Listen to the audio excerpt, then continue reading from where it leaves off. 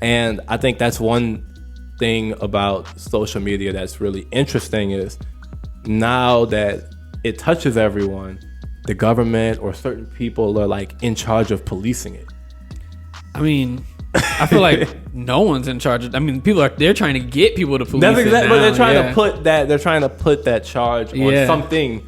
And they don't know no what, one wants it. Because the government's like, we don't understand this. Or the companies are like, well, we didn't build them to control people. We just wanted to let people type 160 characters and stay online as long as possible. It's the Wild West, bro. We ain't got no rules for this shit. Like, we're not really trying to. Like, a lot of that makes me believe that, of course, humans are like super adaptive.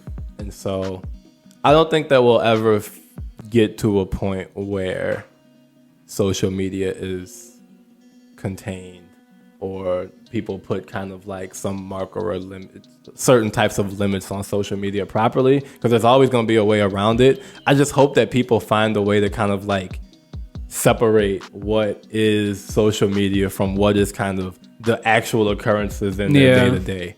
I think we'll just kind of grow with it as a culture and society, and it's just gonna like keep evolving. Yeah, I remember it's young. Like, we kind of the first people to really experience that shit. So of course we're doing like weird things with it. Of course, like Congress hates it because they just didn't grow up. Yeah, y'all were sending each other faxes. Of course, you don't understand Twitter. Like only fax I get is this random spam email saying you got a new e-fax. You got a new e-fax. Go away. Like, block that shit. So it's like, of course y'all aren't gonna get it, but like as this generation grows up and we have kids and we can be like, all right, telling our kids like, oh yeah, like actually don't spend all your time on this shit, like, and have kids grow up in a mindset of like, oh yeah, this is a thing that's like fun, but like I know how I'm engaged with it, because I think that's like, as far as our brains or whatever, trying to go back to psychology, it's just like our brains don't really know how to engage with social media. Like it's everything. Like, and there's so much, like, it's real, but it's not.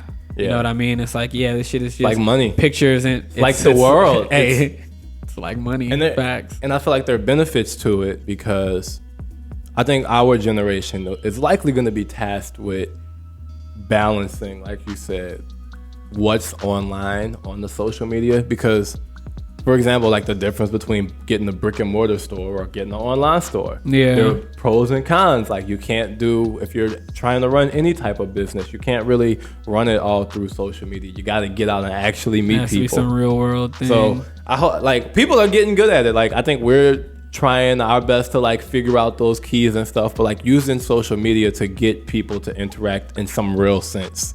Yeah. Like, I think that's when you figure out that kind of psychology thing. Other than that, you know, niggas just gonna be on their phone real upset